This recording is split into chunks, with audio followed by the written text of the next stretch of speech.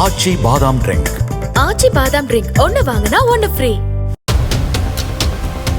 ராமநாதபுரத்தில் சரக்கு வாகன உரிமையாளரான சக்திவேல் என்பவரை கத்தியால் குத்திக் கொன்ற ஞானபாண்டியன் என்பவருக்கு ஆயுள் தண்டனை விதித்து மாவட்ட நீதிமன்றம் உத்தரவிட்டுள்ளது. கடந்த 2019ஆம் ஆண்டு வண்ணாங்குண்டு பகுதியில் சக்திவேலின் சரக்கு வாகனம் மோதி மயில் ஒன்று காயமடைந்ததாக கூறப்படுகிறது.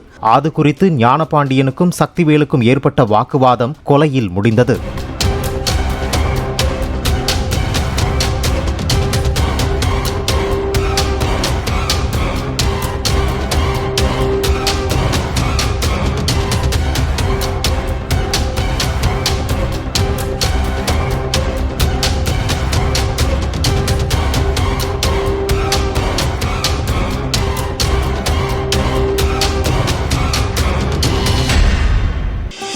ஆச்சி பாதாம் ட்ரிங்க்.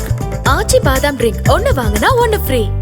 பிளே ஸ்டோர் மற்றும் ஆப் ஸ்டோரில் இருந்து பாலிமர் செயலியை QR கோடு மூலம் பதிவிறக்கம் செய்யுங்கள்.